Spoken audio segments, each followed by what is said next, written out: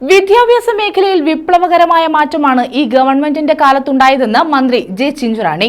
Mukkoodu government U P സ്കൂളിൽ നിർമ്മിക്കുന്ന കെട്ടിടത്തിന്റെ ശിലാസ്ഥാപനം നിർവഹിക്കുകയായിരുന്നു മന്ത്രി. അന്താരാഷ്ട്ര നിലവാരത്തിലേക്ക് കുട്ടികളെ എത്തിക്കുന്നതിനായി LP സ്കൂളുകളിൽ വർണ്ണക്കൂടാരം പദ്ധതി നടപ്പിലാക്കി വരികയാണെന്നും മന്ത്രി പറഞ്ഞു.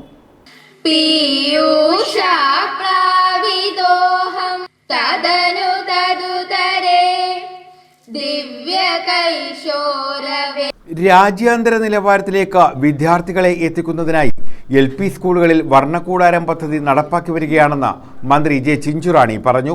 മുക്കൂട് ഗവൺമെന്റ് UP സ്കൂളിൽ നിർമ്മിക്കുന്ന കെട്ടിടത്തിന്റെ ശിലാസ്ഥാപനം നിർവഹിക്കുകയായിരുന്നു മന്ത്രി. രാജ്യത്ത് 200 കോളേജുകൾ എടുത്തു പരിശോധിച്ചാൽ A++ലൂടെ ഉയർന്നു വന്ന കോളേജുകൾ 42 എണ്ണം കേരളത്തിലുണ്ടെന്നും മന്ത്രി കൂട്ടിച്ചേർത്തു.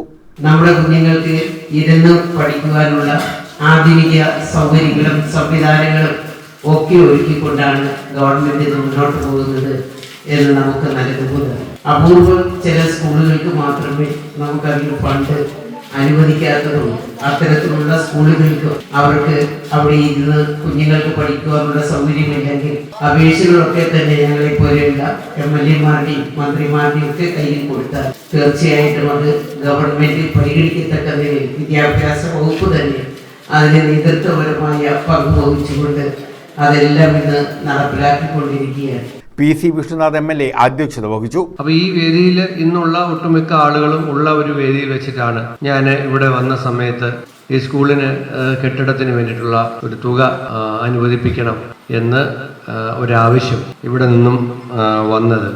അന്ന് എനിക്ക് തോന്നുന്നു ജോണി സാറാണ് HM, ഹരിലാൽ അന്ന് PTA പ്രസിഡന്റാണ്, മെമ്പർ തന്നെയാണ്. അപ്പോൾ ആ ആവശ്യം അന്ന് ഇവിടെ വച്ചു.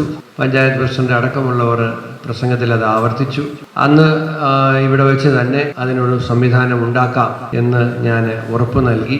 ഇന്നത് യാഥാർത്ഥ്യമായി നിങ്ങളുടെ മുമ്പിൽ നിൽക്കുമ്പോൾ എനിക്കും വലുതായ ഒരു ചാരിതാർത്ഥ്യമുണ്ട്. ഗ്രാമപഞ്ചായത്ത് പ്രസിഡന്റ് ബിനി തോമസ്, നമ്മളൊരു കാര്യം ചെയ്യുമ്പോൾ അതിൻ്റെ പിന്നിൽ ഒരുപാട് ബുദ്ധിമുട്ടുകളും പ്രയാസങ്ങളും ഉണ്ടാകും. അതോടൊപ്പം തന്നെ നമ്മുടെ MLA, സ്കൂൾ മാനേജ്മെൻറ്റും അതുപോലെ തന്നെ പഞ്ചായത്തിൻ്റെ ഭാഗത്തു നിന്നും എടുത്ത ആ തീരുമാനം തീർച്ചയായിട്ടും ഇന്നിവിടെ യാഥാർത്ഥ്യമാവുകയാണ്.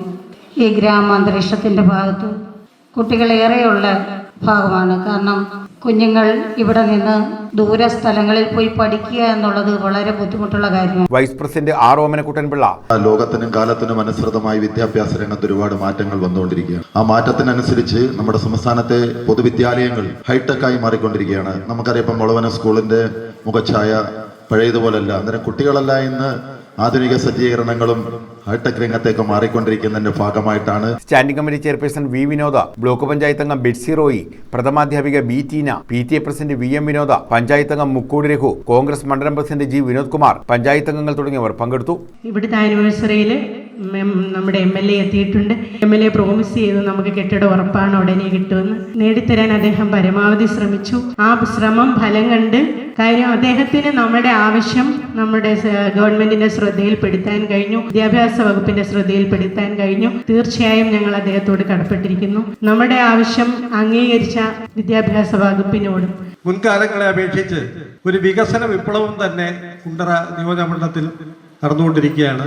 അതിന് നേതൃത്വം നൽകുന്ന MLA-ക്കും ഇവിടെ എത്തിച്ചേർന്ന മന്ത്രിക്കും അതോടൊപ്പം തന്നെ ഈ തുക അനുവദിച്ച വിദ്യാഭ്യാസ മന്ത്രിക്കും വകുപ്പിനും എന്റെയും എന്റെ പ്രസ്ഥാനത്തിന്റെയും പേരിലുള്ള എല്ലാവിധ ആശംസകളും നേർന്നുകൊണ്ട് സർക്കാരിനോടും ഞങ്ങൾ വളരെയധികം കടപ്പെട്ടിരിക്കുകയാണ്. എല്ലാവർക്കും വളരെയധികം സന്തോഷമുണ്ട്. അതുപോലെ വിദ്യാഭ്യാസ വകുപ്പിന്റെ 23-24 വാർഷിക പദ്ധതിയിൽ ഉൾപ്പെടുത്തി 1 കോടി രൂപ ഈ സ്കൂൾ കെട്ടിടത്തിന് അനുവദിപ്പിച്ച ശ്രീ PC വിഷ്ണുനാഥ് MLA-ക്കും അതുപോലെ അതിന്റെ പിന്നെ പ്രവർത്തിച്ച എല്ലാവർക്കും എന്റെ ആശംസ അറിയിക്കുന്നു. ചടങ്ങിൽ മുതിർന്ന പൂർവ്വ വിദ്യാർത്ഥികളെ അനുമോദിച്ചു. News bureau, Ezhukone.